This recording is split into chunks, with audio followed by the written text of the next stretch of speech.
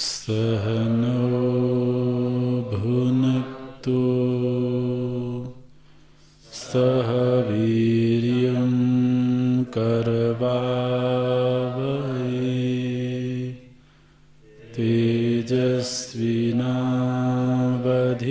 तेजस्विनावधीतमस्तु मा द्विषावहै। ॐ शान्ति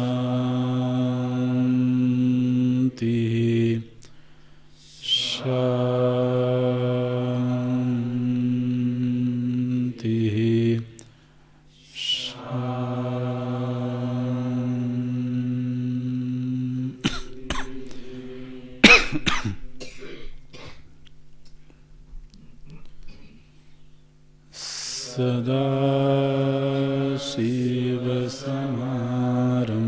सदाशिवसमारम्भां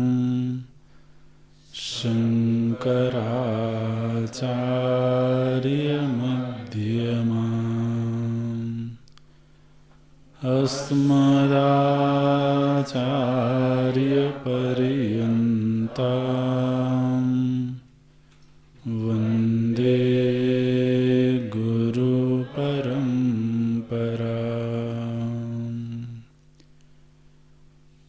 शङ्करं शङ्कराचार्यं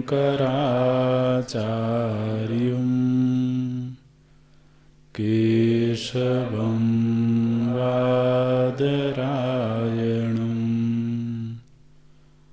सूत्रभाष्यकृतौ वन्दे भगवन्तौ पुनः पुनः भगवन्तो पुनः पुनः।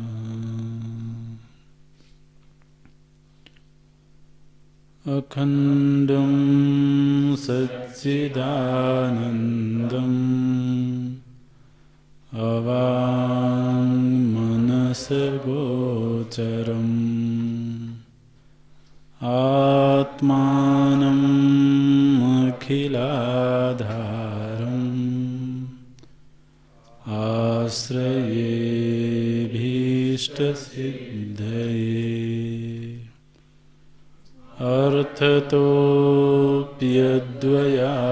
अर्थतोऽप्यद्वयानन्दान् अतीतद्वैतभानतः गुरूनाराध्य वेदान्त सारं वक्ष्ये यथामति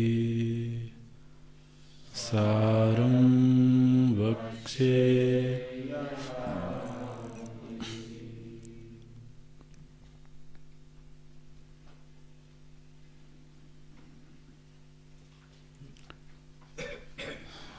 मननं तु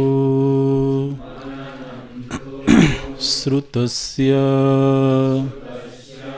अद्वितीयवस्तुनः वेदान्त अनुगुणयुक्तिभिः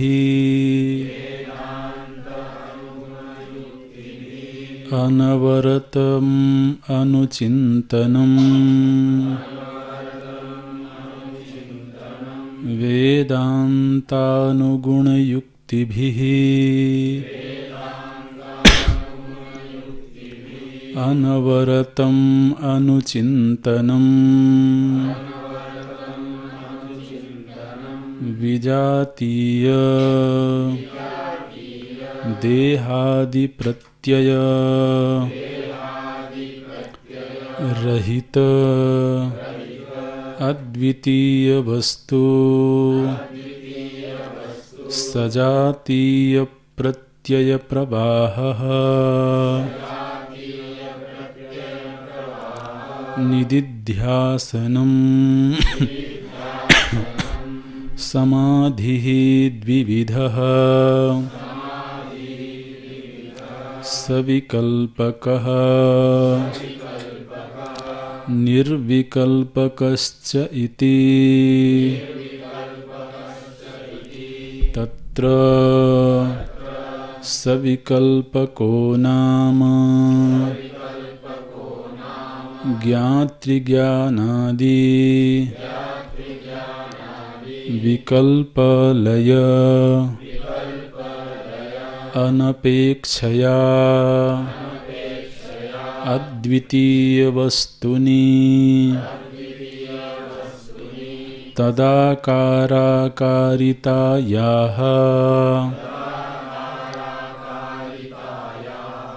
चित्तवृत्तेः अवस्थानं तदा मृण्मय गजादिभानेऽपि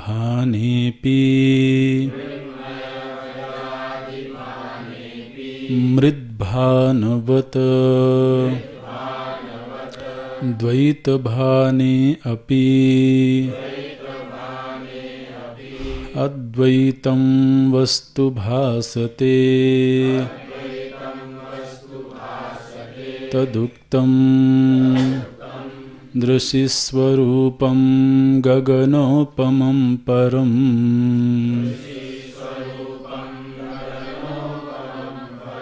सकृद्विभातं त्वजमेकमक्षरम्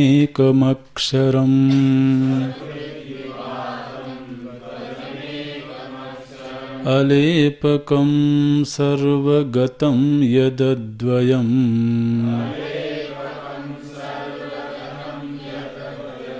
तदेव चाहं सततं विमुक्तः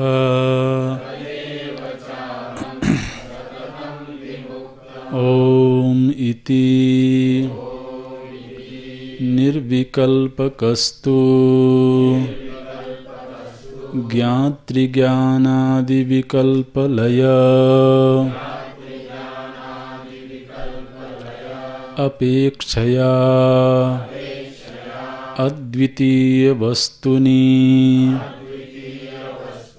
तदाकाराकारितायाः चित्तवृत्तेः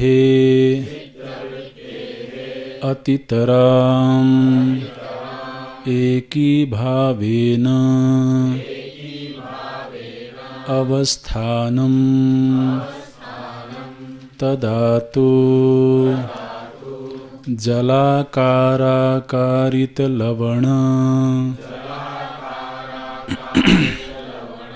अनवभासेन जलमात्रावभासवत् अद्वितीयवस्तु आकाराकारित चित्तवृत्ति अनवभासेन अद्वितीयवस्तुमात्रम् अवभासते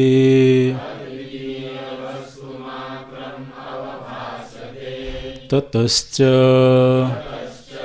अस्य सुषुप्तेः च अभेदशङ्का न भवति उभयत्र वृत्ति अभाने समानेऽपि तत्सद्भाव असद्भाव मात्रेण अनयोः भेदोपपत्तेः अनयोः भेद उपपत्तेः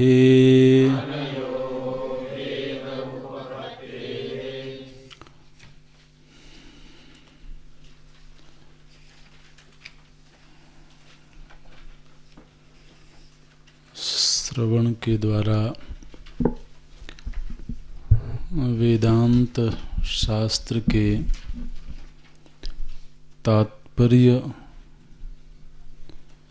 में चित्त का अवधान हो जाना, तात्पर्य की प्राप्ति से अज्ञान की निवृत्ति हो जाना, यह श्रवण का फल है। और यह जो श्रवण है, इसकी एक शास्त्रीय प्रक्रिया है, एक शैली है, जिसमें षड्विध लिंग का सहारा लेकर के शास्त्र के तात्पर्य की अवधारणा होती है। समग्र शास्त्र क्या कहना चाहता है, यह इसी प्रक्रिया के तहत निश्चय होता है। और यह षड्विध लिंग एक ऐसी सुसज्जित प्रक्रिया है कि अगर कोई अच्छा लेखक है, चाहे वह आध्यात्मिक विषय का लेखन करे या साहित्य या किसी भी क्षेत्र का लेखन करे, तो उसकी जो लिखित पुस्तक है वह इस षड्विध लिंग से सजी हुई होनी चाहिए। तभी हमारे आचार्य उसको ग्रंथ या शास्त्र की संज्ञा दे पाते हैं। तो यह षड्विध लिंग केवल अध्यात्म शास्त्र के लिए ही नहीं, बल्कि जो साहित्य के ग्रंथ हैं, जो विज्ञान के ग्रंथ हैं, उनमें भी यह प्रक्रिया अपनाई जाती है। इसलिए जो शास्त्री हैं, जो शास्त्रों के विद्वान लोग हैं, वो इस प्रक्रिया को भली भांति जानते हैं। तो इसमें यह अनिवार्य होता है कि वह शास्त्रकार जो बात कहना चाह रहा है, चाहे वह एक छोटे से निबंध के रूप में ही क्यों ना हो, तो उसमें वो प्रस्तावना में ही उस मुख्य बात का संकेत कर देते हैं। अब ये आपको एक ऐसा सूत्र मिल गया है कि इसके आधार पर आप सभी शास्त्रों का अध्ययन कर सकते हैं। हम जैसे रामायण का अध्ययन कर रहे हैं, तो उसमें ये खोज करें कि इसमें षड्विध लिंग कहाँ है। तो ग्रंथ का मुख्य प्रतिपाद्य विषय क्या है, और उस विषय का कथन आरंभ में कहाँ हुआ है, अंत में कहाँ हुआ है, तो वो आपको उपक्रम और उपसंहार के रूप में मिल जाएगा। फिर उसका अभ्यास, बीच बीच में भी उस बात को कहाँ प्रस्तुत किया गया है।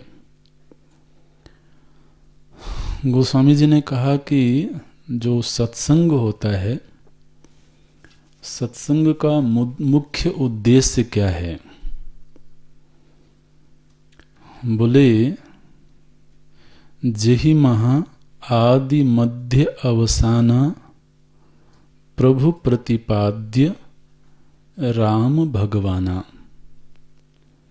बोले सत्संग वह है जिसके आदि में माने आरंभ में, मध्य में और अवसान में भगवान की चर्चा होवे। क्योंकि सत्संग के मुख्य प्रतिपाद्य भगवान ही हैं और समस्त अध्यात्म शास्त्रों के मुख्य प्रतिपाद्य भगवान ही हैं। तो मानो कि हमने 1 घंटे तक सत्संग किया, सत्संग सुना, और उस 1 घंटे के मध्य में कहीं भगवान का प्रसंग आया ही नहीं। तो केवल लौकिक चर्चाओं में और केवल पारिवारिक सामाजिक चर्चाओं में वो 1 घंटे का समय व्यतीत हो गया, तो उसको हमारे आचार्य सत्संग नहीं मानते हैं। जेहि महा आदि मध्य अवसाना, आदि में, मध्य में और अवसान में प्रभु प्रतिपाद्य, प्रतिपाद्य के रूप में प्रभु हों, वही सत्संग है। तो इस तरह से ये हमें फिर एक दृष्टि मिल जाती है पूरे ग्रंथ को अपने हृदय में धारण करने के लिए। तो उपक्रम उपसंहार देख लिया, फिर अभ्यास कहाँ कहाँ हुआ वो देख लिया, उसमें जो बात बताई गई है उसकी अपूर्वता क्या है, उसका वैशिष्ट्य क्या है, इसका दर्शन हुआ। फिर फलश्रुति होनी चाहिए। गोस्वामी जी ने फलश्रुति बताया महाराज। बोले दूसरे को जो फल मिलेगा सो मिलेगा, पहले मुझे जो फल मिला है वो मैं बता देता हूँ। बोले पायो परम विश्राम, मुझे तो इस ग्रंथ का लेखन करने से और अपने प्रभु का भजन करने से क्या फल मिला? बोले परम विश्राम की प्राप्ति हो गई। पायो परम विश्राम राम समान नाही कहूँ। तो फलश्रुति का कथन सभी शास्त्रों में देखने को मिलता है। कहीं कहीं पर तो महाराज बड़ी लंबी फलश्रुति होती है। तो विष्णु सहस्रनाम आप पाठ करते हैं तो भयान मुच्चेत, भय से मुक्त हो जाता है, पता नहीं। तो फलश्रुति का श्रवण होता है। फिर उसकी उस प्रतिपाद्य विषय की प्रशंसा होनी चाहिए, वो है अर्थवाद। और प्रतिपादन में तो हमारे आचार्यों ने तर्क को भी स्थान दिया है, श्रुतियों ने भी तर्क को स्थान दिया है, इसलिए तर्क के द्वारा उसका प्रतिपादन होना चाहिए, वो उपपत्ति है। इस तरीके से ये श्रवण होना चाहिए और श्रवण के द्वारा शास्त्र के तात्पर्य का अवधारण होना चाहिए। अच्छा, श्रवण हो गया तो श्रवण से जो अद्वितीय वस्तु का निश्चय हुआ, अब व्यक्ति को शास्त्र से और आचार्य से विचार प्राप्त हो गए, लेकिन अब जो सुन रहा है वो बुद्धिहीन तो है नहीं, है ना। तो उसके पास में अपने विचार हैं, अपनी पूर्व की अनुभूतियां हैं और पूर्व का थोड़ा बहुत अध्ययन भी होगा। तो जो भी पूर्व का ज्ञान है, अगर वह पूर्व का ज्ञान उसके सुने हुए विषय में कहीं प्रश्न खड़ा करता है, ठीक है। अगर प्रश्न खड़ा ना करे तो जबरदस्ती खोज के लाने की जरूरत नहीं है लेकिन यदि कदाचित उस श्रुत अद्वितीय वस्तु के संदर्भ में कोई प्रश्न खड़ा करता है तो वह संशय है। उस संशय का निवारण करने के लिए जो दूसरी साधना बताई गई वो है मनन। क्या बोलते हैं? बोले मननम तु, मनन उसको कहते हैं। किसे कहते हैं? बोले अनवरत अनुचिंतनम। अनुचिंतनम, मननम नाम अनुचिंतनम। मनन क्या है? बोले अनुचिंतन को मनन बोलते हैं। चिंतन को नहीं, अनुचिंतन को। अनुचिंतन क्या हुआ जी?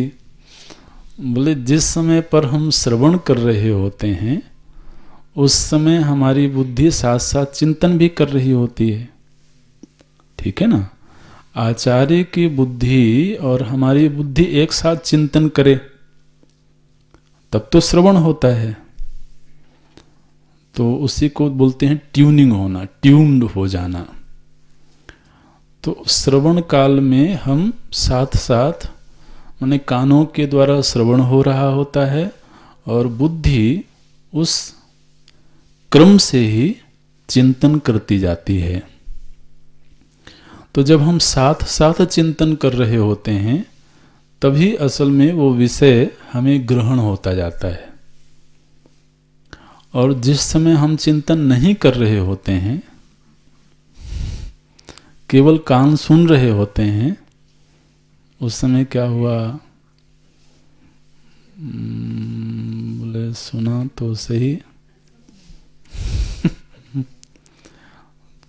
तो श्रवण काल में चिंतन होना चाहिए। उस समय चिंतन के लिए आलंबन है आचार्य के वाक्य, तो उसी क्रम से चिंतन होता है। तो वो तो प्रथम चिंतन हो गया, उस समय वो बात समझ में आ गई। लेकिन कालांतर में पुनः उसका चिंतन किया जाए, फिर से उसको याद करके और उसको एक बार चिंतन की धारा में लाया जाए, तो उसको बोलेंगे अनुचिंतन। एक बार पूर्व में चिंतन हो चुका है, लेकिन पुनः उसी चिंतन प्रक्रिया के तहत बुद्धि को उसी ट्रैक पर ले जाना और फिर चिंतन करना, तो ये अनुचिंतन को मनन बोलते हैं। यह अनुचिंतन कब होना चाहिए? बोलते हैं अनवरत, लगातार सतत चिंतन होना चाहिए। तो विद्यार्थी ने सुन लिया और सुनने के बाद में वो जब स्वतंत्र होता है तो महाराज उसकी चिंतन धारा फिर से चल पड़ती है। तो जैसे आपको याद होगा, तो महाराज इंद्र और विरोचन तो आचार्य के पास गए, उन्होंने आत्मा के विषय में प्रश्न किया और आचार्य ने उपदेश किया। तो उपदेश श्रवण दोनों ने किया।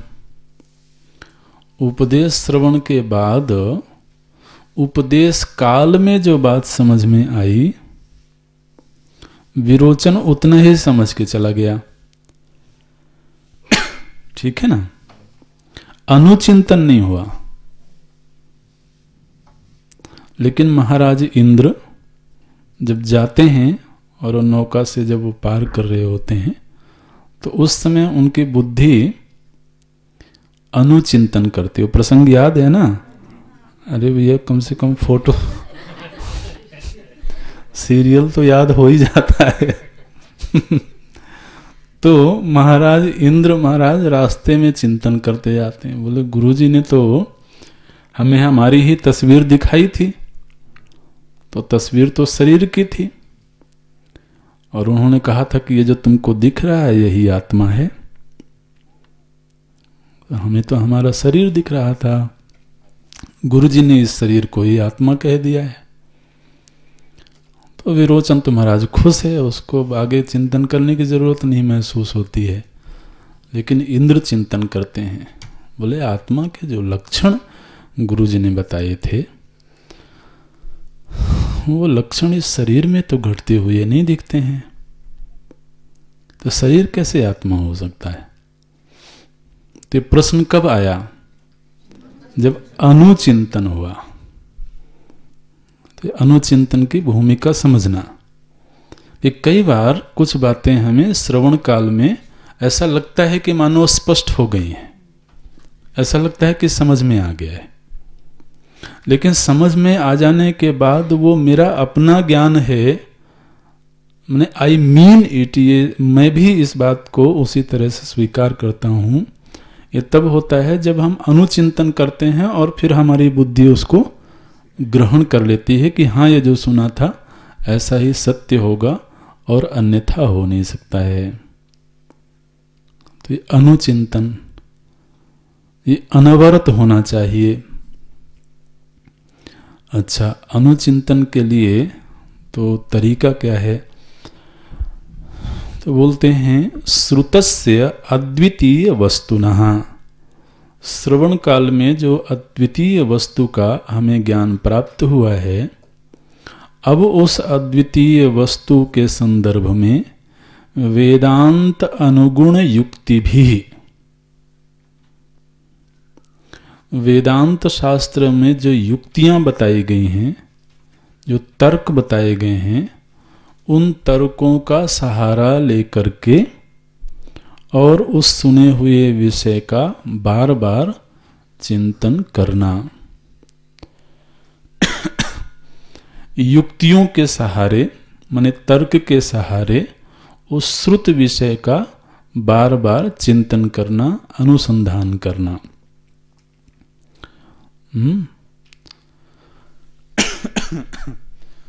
तो साधना पंचकम में कैसे बोलते हैं? नहीं, हम जो वाक्य बोलना चाहते हैं, हाँ, श्रुतिमतस्तर्क अनुसंधीयताम, तर्क की भी अपनी एक व्यवस्था है। दुस्तर्कात् सुविरम्यताम, अगर तर्क तो शास्त्र विरुद्ध होवे, माने इसमें पहली सावधानी ये है कि हमारे चित्त में कोई ऐसा तर्क आवे अगर जो शास्त्र के ही खिलाफ खड़ा हुआ दिखे, तो वह तर्क घातक होगा। तो जो तर्क शास्त्र में दिया गया हो, क्योंकि शास्त्र में बहुत सारे तर्क दिए गए हैं जैसे अभी अभी हमने एक तर्क देखा था कि एक ही धातु से बनी हुई समस्त वस्तुएं उसके सामने हैं और उन समस्त में से केवल एक पिंड को उसने देखा, उसका अनुसंधान किया और उसको धातु का ज्ञान हो गया। तो एक पिंड में जो कारण तत्व है उसका ज्ञान हो जाने से सर्व का ज्ञान हो जाता है, यदि सभी धातुएं, सभी वस्तुएं एक ही धातु से बनी हुई हों तो। और इसका परीक्षण भी किया गया दृष्टांतों के माध्यम से। तो ठीक इसी तरह से जब श्रुति माता ने कहा कि समूची सृष्टि से पूर्व धातु के रूप में केवल एक सत तत्व ही था, ऐसा श्रुति ने कहा, तो जो नियत पूर्व भावी है वही समग्र वस्तुओं का कारण होगा। तो अब समूची सृष्टि का कारण एक ही है, इसका ज्ञान करने के लिए समूची वस्तुओं को तोड़फोड़ करना पड़ेगा क्या? एक वस्तु में परीक्षण कर लिया, एक वस्तु में परीक्षण करके प्राप्त कर लिया कि इसकी धातु सत है, तो ऐसा निश्चय हो जाने पर उसको फिर सर्व का ज्ञान हो गया। इस तरह से उपनिषद में जो शिष्य है वो महाराज ऐसा प्रश्न करता है जाकर के अपने आचार्य से, कस्मिन्नु भगवो विज्ञाते सर्वमिदं विज्ञातम भवति। हे भगवान, आप मुझे उस तत्व के विषय में बताइए जिसको जान लेने पर सर्वम इदम विज्ञातम भवति। ऐसा भी प्रश्न किसी के मन में हो सकता है। तो ये युक्तियां हैं जिनके माध्यम से हम शास्त्र के वचनों को तो ग्रहण कर पाते हैं। इसलिए वेदांत अनुगुण युक्ति भी, वेदांत में ही बताई गई युक्तियों के आधार पर जो श्रुत ज्ञान है उस पर पुनः पुनः चिंतन करना। अब यह जो मनन है इस पर तो पहले भी चर्चा की है हमने। मुख्य बात तो यही है, चिंतन करना, और चिंतन उस विषय का करना जो हमने श्रवण में प्राप्त किया है। अभी जो मनन साधना होती है तो महाराज ये अपने आप नहीं होती है, इसके लिए भी हमें सचेत रह करके अभ्यास करना होता है। मन की प्रकृति यह है कि वो बहुत जल्दी ही सूक्ष्म विषय को छोड़ देता है, वो जल्दी ही स्थूल जगत में आकर के विचरण करने लगता है और स्थूल चीज़ों में ही तो रमने लगता है, व्यावहारिक चीज़ों में रमने लगता है। श्रवण में तो हमें सूक्ष्म से सूक्ष्म तत्व का श्रवण होता है। तो मन की पूर्व पूर्व की प्रकृति है, पूर्व पूर्व का अभ्यास है स्थूल वस्तुओं में रमने का। तो उन विषयों में चित्त लगे, इसके लिए पहले हमें थोड़ा अभ्यास करना पड़ता है। तो अभ्यास में दो तरीके से हो सकता है। एक तो हम अकेले बैठ करके स्वयं चिंतन करें, और चिंतन की एक प्रक्रिया ये है कि मान लीजिए कि हमने 1 घंटे तक श्रवण किया है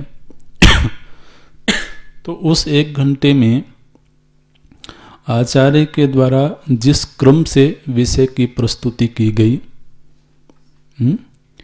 तो जैसे मान लीजिए कि दोपहर के भोजन के बाद में हम बैठ गए मनन करने के लिए, अकेले ही बैठे, तो उसमें एक बार ध्यान दे करके उस जो कक्षा हुई है पूर्व की कक्षा, उसमें ये याद करने की कोशिश करना कि कक्षा आरंभ किस विषय से हुई थी।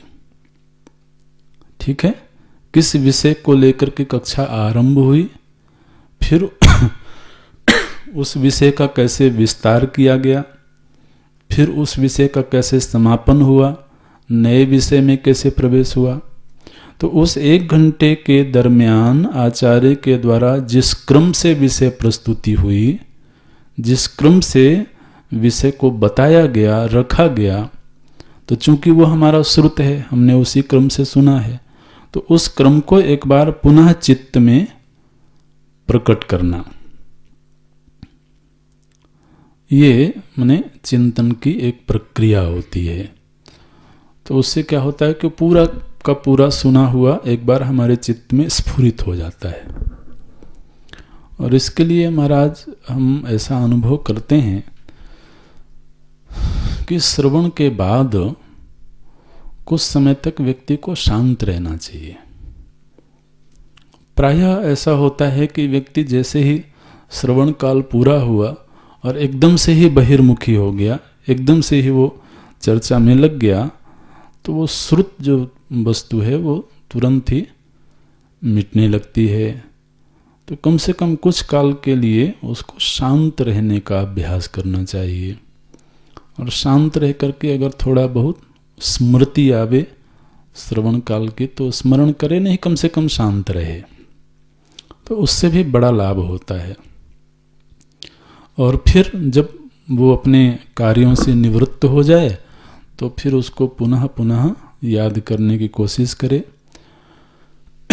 और दूसरा, आज हमने जिस विषय को सुना है, क्या यह विषय पूर्व के ग्रंथों में पहले कभी आया हुआ है? अगर पूर्व में आया हुआ है तो इस विषय का पूर्व में किस तरीके से प्रस्तुतिकरण हुआ था? तो इस ग्रंथ में जो विषय का प्रस्तुतिकरण है और पूर्व के ग्रंथ का जो प्रस्तुतिकरण है, उनको आपस में मिलाना।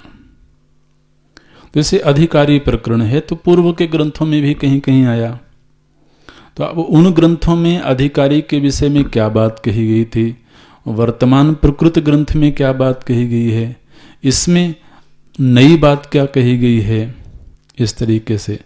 तो वो पूर्व पूर्व के ग्रंथों का प्रकृत ग्रंथ के साथ में जोड़ने का अभ्यास करना, ये भी मनन की एक प्रक्रिया है।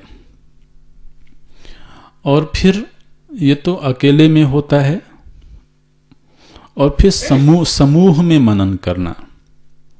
समूह में मतलब एक ही स्तर के लोग आपस में बैठें, एक ही विषय को सुना हुआ हो, ठीक है, कोई कुछ और सुन करके आया, कोई कुछ और सुन के आया, ऐसा नहीं। एक ही विषय को सुना हुआ है, एक ही आचार्य से सुना है, और फिर उस विषय को लेकर के आपस में एक सार्थक चर्चा करना। तो चर्चा भी तो मनन के अंतर्गत ही आता है। इसलिए भगवान भाष्यकार तो गीता जी के भाष्य में एक जगह ये बात कहते हैं, बोले जो वेदांत का साधक है उसको बहुत ज़्यादा एकांत का अभ्यास करने की आवश्यकता नहीं है, ऐसा कहा महाराज। विविक्त देश सेवित्वम, ये जो श्लोक है, इसके भाष्य में तो भगवान भाष्यकार ने ये बात कही, यहाँ पर जो भगवान ने कहा है विविक्त देश सेवित्वम अरतिर्जन संसदि, तो बहुत ज़्यादा लोगों के बीच में नहीं रहना चाहिए, ऐसा भगवान ने कहा है गीता जी में। जन संसदि अरति, जहाँ बहुत ज़्यादा लोगों की भीड़ हो वहाँ व्यक्ति को रमण नहीं करना चाहिए। संसद का अर्थ आप जानते हैं? ये संसद शब्द संस्कृत से ही आया हुआ। तो जन संसदी उससे बना, तो जहाँ पर लोग इकट्ठे होते हैं, लोगों का समूह होता है उसको। तो भगवान ने तो ऐसा कह दिया कि उसको बहुत ज़्यादा भीड़ में नहीं रहना चाहिए। भगवान भाष्यकार ने जब उसकी व्याख्या लिखी, भाष्य लिखा, तो उन्होंने ये कहा कि भगवान का ये कथन है कि जो अप्राकृत लोग हैं, संस्कार शून्य नाम, अप्राकृता नाम, जो संस्कार शून्य हैं, जो अप्राकृत लोग हैं, ऐसे लोगों के बीच में साधक को नहीं रहना चाहिए। लेकिन साथ ही बोलते हैं संस्कारवताम, जो संस्कारवान लोग हैं, जो साधक हैं, उनके बीच में उसको रहना चाहिए, ये कहा महाराज। उससे क्या होता है कि हमें दूसरे की साधना को देख करके भी, दूसरे के चिंतन को देख करके भी प्रेरणा मिलती है। तो हम कितना कर रहे हैं उसमें, और थोड़ा सा उत्साह का संवर्धन होता है अगर साधक प्रकृति के लोग आसपास होवें तो। और दूसरा यह है कि कभी हमको चिंतन करना है, तो चिंतन करने के लिए अगर किसी के साथ चर्चा करते हैं तो उस चर्चा से भी बड़ा लाभ होता है। अगर सार्थक चर्चा होवे तो उससे बहुत लाभ होता है। लेकिन ये सार्थक शब्द हमने जानबूझ के बोला है। सार्थक चर्चा होवे बिल्कुल, तो वो भी समूह चर्चा भी मनन का एक बड़ा सशक्त माध्यम है। उसमें ये भाव नहीं होना चाहिए कि हम, जैसे अगर कोई बोलता है तो बोलने वाले के मन में ये भाव ना हो कि हम अच्छा बोल पाते हैं, या सुनने वाले के मन में भाव ना हो कि विचार मेरे मन में क्यों नहीं आया। ठीक, ये सब चीज़ें होती रहती हैं। तो ये नहीं, माने मुख्य बात यह है कि हमें जहाँ से भी लाभ हो रहा है, भाई नुकसान तो कुछ हुआ नहीं, चलो दूसरे की बुद्धि से अगर हमको मिल गया तो उसमें हमें लाभ ही हुआ ना। तो इस तरह से तो मुख्य बात यह है कि हमारे चिंतन को और प्ररोचना मिले, उसका थोड़ा और उद्दीपन हो कि अच्छा सुना तो मैंने भी था, इस विषय को मैंने भी सुना था, लेकिन जिस ढंग से इन्होंने ग्रहण किया उस ढंग से मुझे ग्रहण क्यों नहीं हुआ। तभी कभी कोई हमें ग्रहण हो जाती है, सामने वाले को नहीं होती है, कभी सामने वाले को हो जाती है, हमें नहीं होती है। तो उससे क्या होता है कि एक दूसरे से चर्चा करके वो चीज़ और खुल जाती है। तो ये एक मनन का बड़ा सुंदर माध्यम है। मुख्य बात है अनुचिंतनम। उस मनन से जो थोड़े बहुत कहीं कहीं डाउट्स हैं उनका निवारण हो जाता है। तो ये तो रहा मनन। फिर बोलते हैं निदिध्यासनम। निदिध्यासन क्या है? तो अब आत्म तत्व के संदर्भ में उसको अब कोई अज्ञान नहीं है, कोई संशय नहीं है। उसको मालूम है कि आत्मा मतलब क्या। अच्छा, तो आत्म वस्तु जैसी है उसका निर्णय हो चुका है। अब उस आत्म वस्तु का जिस रूप में निश्चय हुआ है उसमें अपने चित्त को सतत लगाने का प्रयत्न करना।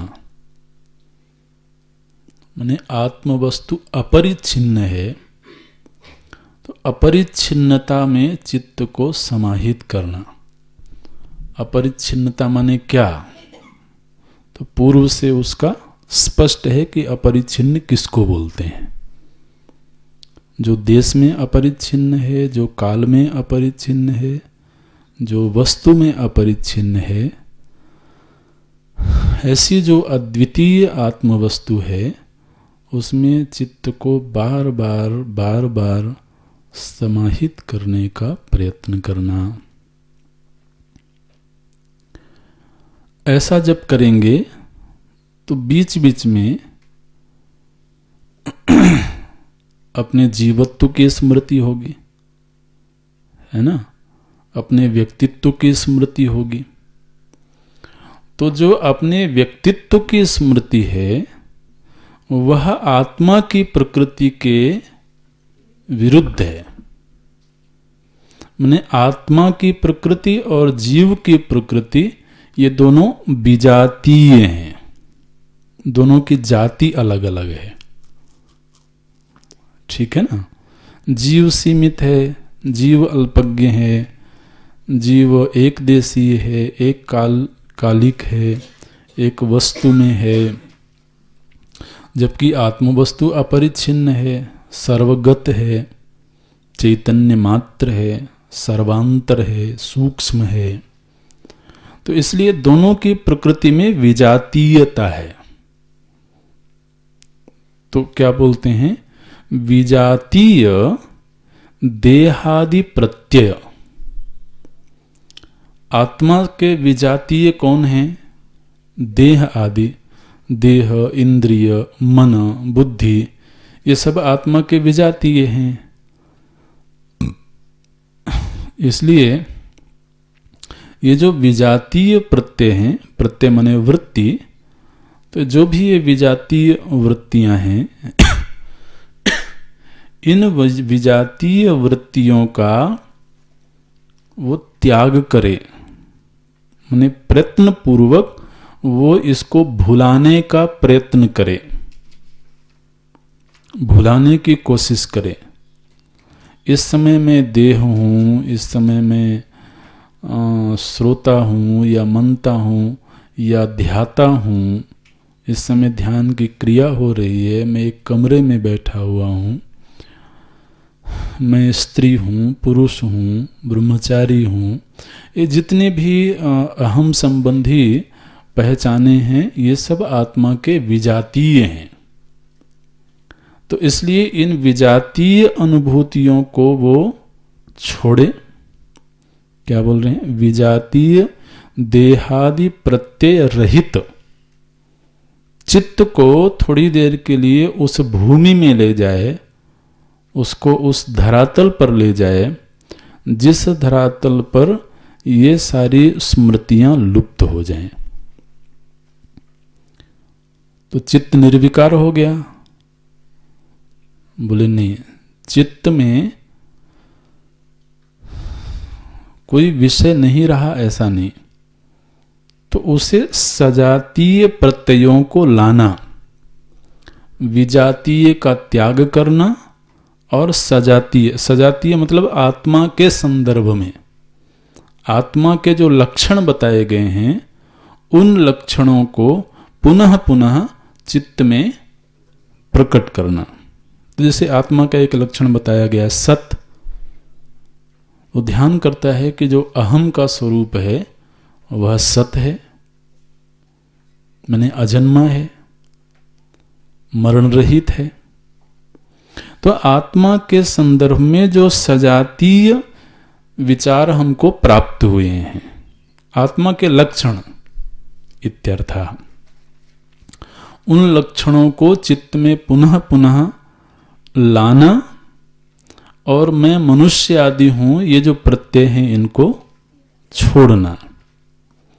इस अभ्यास को बोलते हैं निदिध्यासनम। अब वो परिभाषा देख लेना, विजातीय देहादि प्रत्यय रहित, विजातीय देह आदि जो प्रत्यय हैं, वृत्तियां हैं, उनसे चित्त को रहित कर दिया उसने।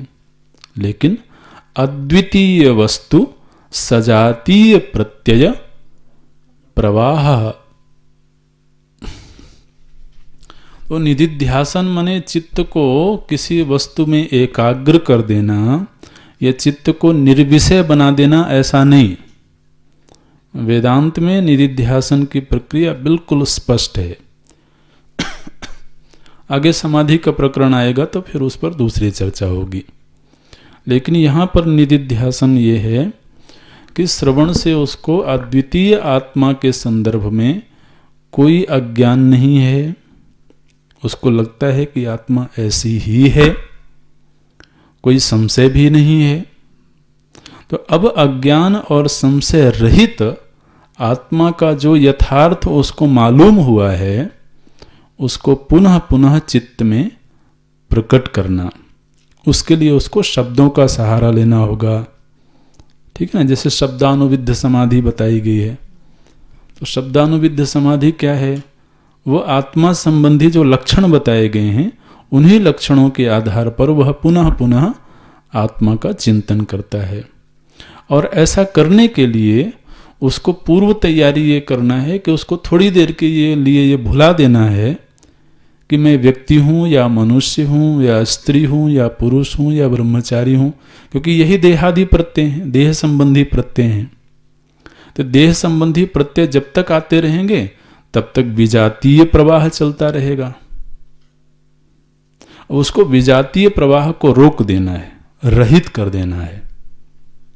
अब आने वाली प्रत्येक चित्त वृत्ति सजातीय होवे। जैसे आधे घंटे के लिए अगर निधिध्यासन करने हम बैठे हैं, तो आधे घंटे के लिए अपनी बुद्धि को ये कह देना कि अब इस आधे घंटे के बीच में कोई विजातीय क्षेत्र में नहीं जाना। इस आधे घंटे तक अपनी जाति में रहना, दूसरी जाति को भी जरा दरवाजे के बाहर बिठा दो। जाति का आग्रह करना। अभी अपनी जाति में रहना है। अपनी जाति क्या है? बोले जो आत्मा की अद्वितीय वस्तु की जो जाति है वही मेरी जाति। जाति का मतलब ये है कि वो समस्त वृत्तियां एक ही विषय को धारण करें, अन्य विषय में न जाएं।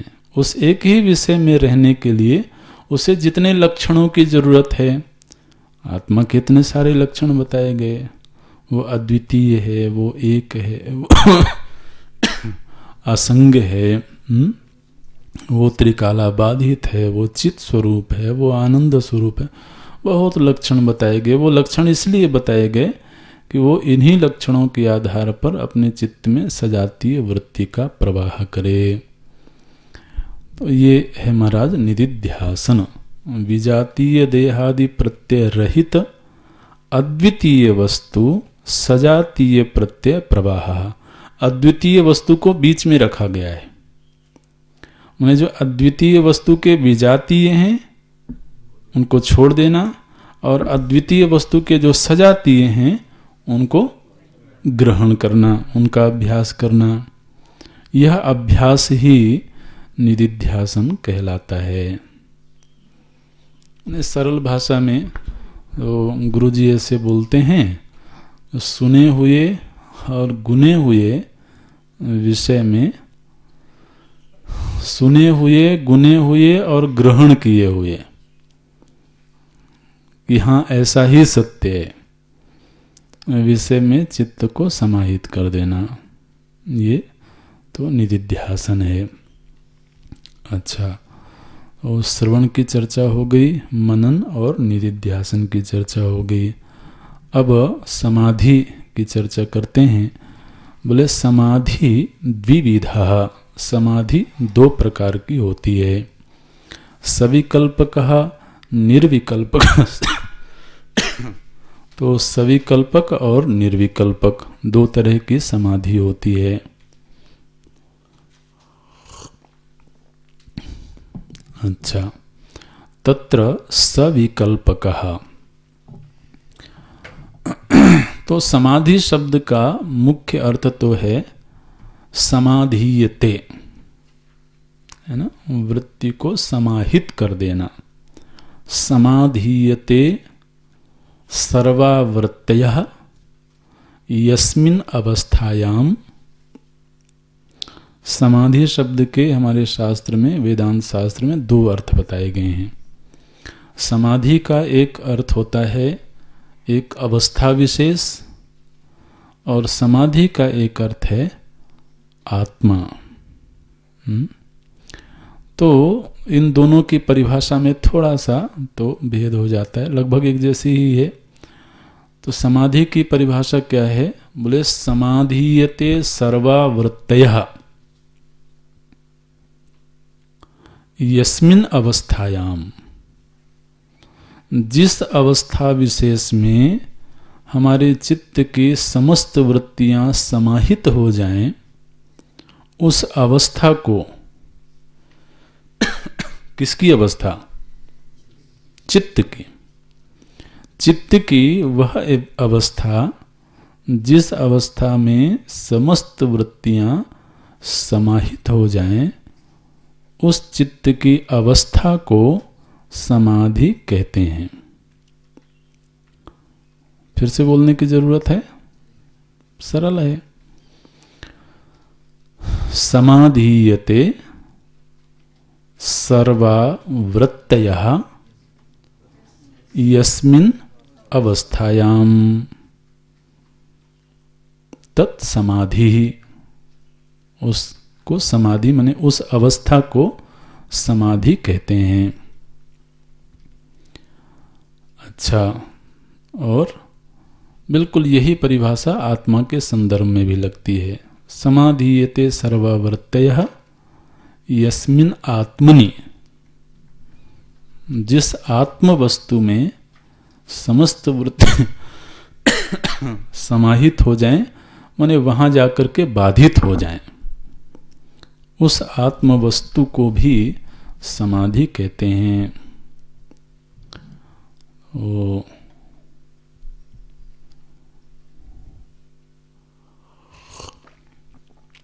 गीता जी में भगवान बोलते हैं,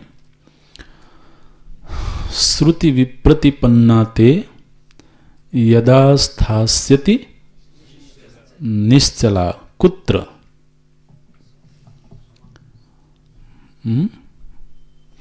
यदा स्थास्यति, जिस समय पर चित्त स्थिर हो जाए, कुत्र बोले समाधौ।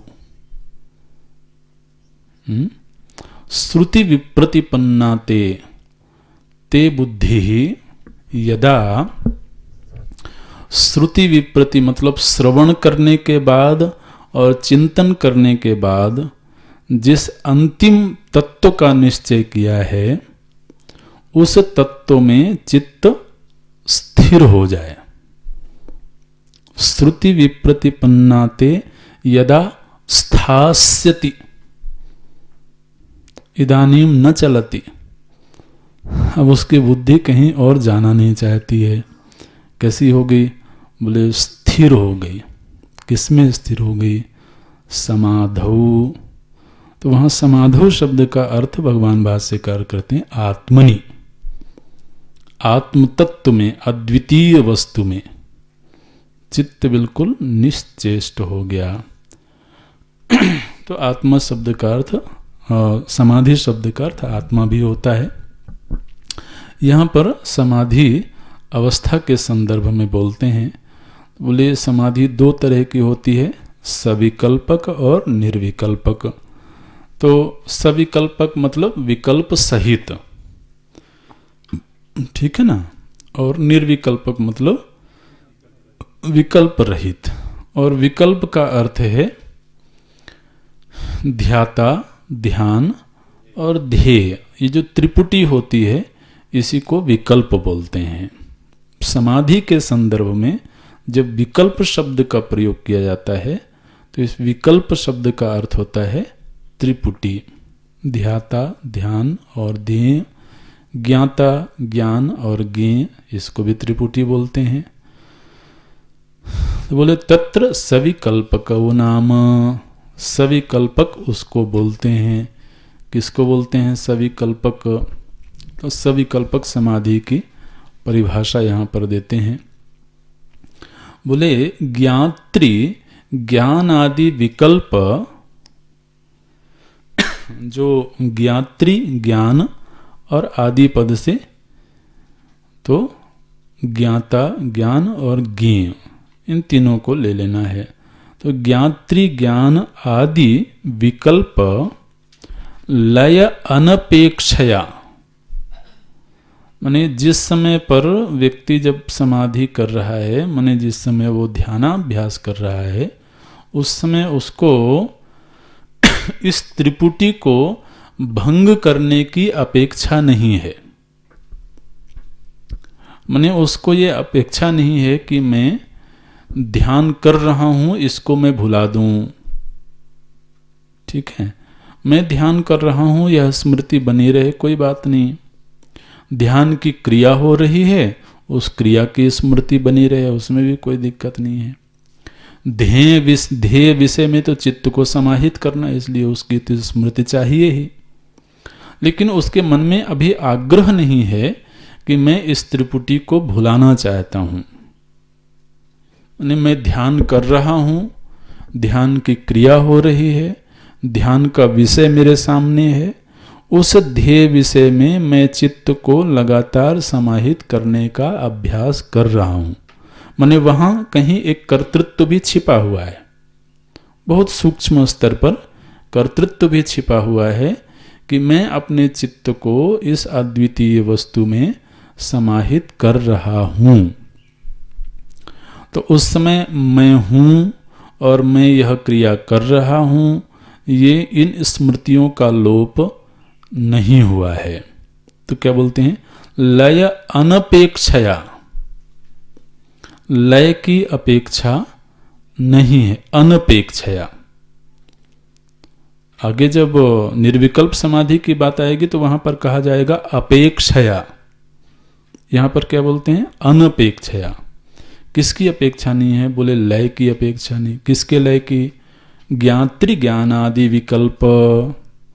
ज्ञात्री ज्ञान आदि माने त्रिपुटी के लय की अपेक्षा किए बिना अद्वितीय वस्तुनि, उस अद्वितीय आत्म वस्तु में तदाकाराकारितायाः चित्तवृत्ति है, अद्वितीय वस्तु के आकार में ढली हुई जो चित्तवृत्ति है, उस चित्तवृत्ति का दीर्घ काल तक उसी के आकार में रहना। माने अद्वितीय वस्तु का लगातार अभ्यास करते रहना, बिना यह सोचे कि मुझे तो त्रिपुटी का भंग करना है। माने उसमें एक प्रयत्न सतत चलता रहे। तदाकाराकारितायाः, तदाकारा मतलब अद्वितीय वस्तु के आकार को धारण करने वाली जो चित्तवृत्ति है, उस चित्तवृत्ति में ही अवस्थित रहना दीर्घ काल तक, इसको बोलते हैं सविकल्प समाधि। माने वो अभ्यास कर आप समझिए कि यह लगभग निदिध्यासन जैसी ही है, लेकिन निदिध्यासन और इसमें थोड़ा सा भेद है। निदिध्यासन और इसमें भेद क्या है कि निदिध्यासन की क्रिया में वह विजातीय प्रत्यय को हटाने का प्रयत्न भी कर रहा है। ठीक है, विजातीय प्रत्यय रहित, तो रहित करने में एक प्रयत्न भी है, क्योंकि बार बार विजातीय प्रत्यय आ रहा है तो उसको हटाता है और सजातीय में लगाने का प्रयत्न करता है। तो प्रयत्न दोनों तरफ हो रहा है, उसको हटाना और इसमें लगाना। तो जब तक ये स्थिति चल रही है तब तक निदिध्यासन चल रहा है। फिर इस अभ्यास के करते करते उसको सामर्थ्य प्राप्त हो गई कि अब विजातीय प्रत्यय को हटाने के लिए उसे प्रयत्न नहीं करना पड़ता, केवल सजातीय वृत्ति में ही, सजातीय प्रत्यय में ही अब चित्त दीर्घ काल तक रहने लगा। तो ये जो दीर्घ काल तक सजातीय प्रत्यय में ही रहने लगा, इस स्थिति को बोलते हैं सविकल्प समाधि। ठीक है ना। तदाकाराकारितायाः चित्तवृत्तेः अवस्थानम। बोले महाराज, अगर वहां त्रिपुटी बनी हुई है, मैंने ध्यान करने वाले को ये स्मृति बनी हुई है कि मैं ध्यान कर रहा हूं, तो मैं हूं और अद्वितीय वस्तु मेरा ध्येय है, और उस वस्तु में मैं ध्यान लगा रहा हूं, ध्यान की क्रिया हो रही है, तो वस्तु अद्वितीय रही कहां? क्योंकि अद्वितीय तो तब रहे जब मैं ना रहूं। मैं भी हूं और अद्वितीय वस्तु भी है और मेरे द्वारा एक क्रिया भी हो रही है, तो यहां पर भेद तो हो गया, कम से कम 3 विभाग तो हो ही गए। और अद्वितीय वस्तु का अर्थ होता है जहां पर द्वैत न होवे। तो अद्वितीय वस्तु तो फिर वहां रही नहीं। बोलते हैं नहीं, ऐसा नहीं है, ऐसा भी हो सकता है। माने सविकल्प समाधि की स्थिति में भी अद्वितीय वस्तु का ज्ञान सुरक्षित रह सकता है। कैसे? तो दृष्टांत देते हैं। बोलते हैं जैसे यदा तदा मृण्मय गजादि भानेपि मृत भानवत। जैसे बोलते हैं कि जो मिट्टी के बने हुए हाथी घोड़े हैं, कभी कभी बच्चों को खेलने के लिए ये लोग तो हाथी घोड़े बना देते हैं मिट्टी के। तो मिट्टी के हाथी घोड़े बने हुए हैं, तो ये क्या कह रहा है? बोले देखो ये हाथी है, ये घोड़ा है, ये गाय है, ऐसा बोलता है। लेकिन बोलते हुए भी उसको इस बात का ज्ञान है कि ये मिट्टी है। ठीक है, उसको एक क्षण के लिए भी यह भ्रम नहीं होता है कि यह वास्तव में हाथी है। होता है, यद्यपि बोलता है वो कि ये हाथी है, लेकिन ऐसा बोलते हुए भी उसको मालूम है कि ये केवल मिट्टी है। ये दृष्टांत देते हैं, मृण्मय गजादि, गज आदि, मिट्टी से बने हुए जो गज आदि हैं, तो उसमें गज का भान है, लेकिन गज का भान होने पर भी उसको मालूम है कि यहाँ है केवल मिट्टी। मिट्टी से भिन्न यहाँ पर गज नाम की कोई चीज नहीं है। ठीक ऐसे ही जिस समय ध्याता का भान भी है, देह की क्रिया का भान भी है और अद्वितीय वस्तु का भान है, तो ऐसा होने पर भी उसको ये नहीं लगता कि यहाँ पर ध्याता है, बल्कि ध्याता के रूप में अद्वितीय वस्तु ही है।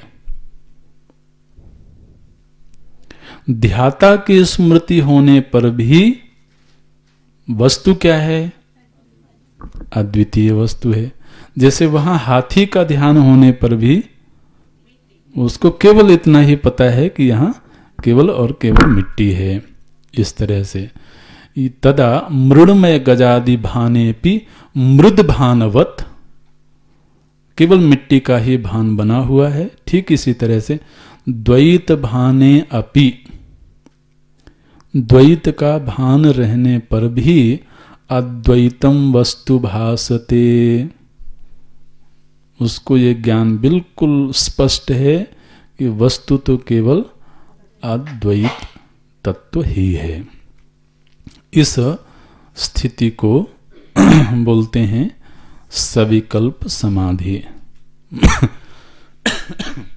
एक तरफ द्वैत का भान भी है, लेकिन यथार्थ केवल अद्वितीय वस्तु है, यह ज्ञान भी वहां बना हुआ है, और उसी अद्वितीय वस्तु में वह चित्त को समाहित कर देता है।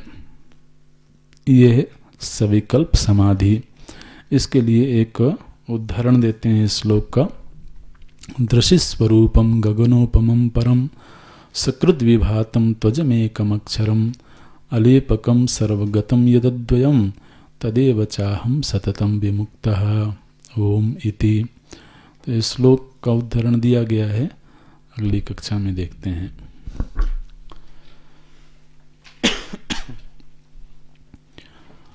ओम पूर्णमदा पूर्णमिदं पूर्णात् पूर्णमुदच्यते पूर्णस्य पूर्णमादाय पूर्णमेवावशिष्यते। ओम शांति शांति शांति। हरि ओम। श्री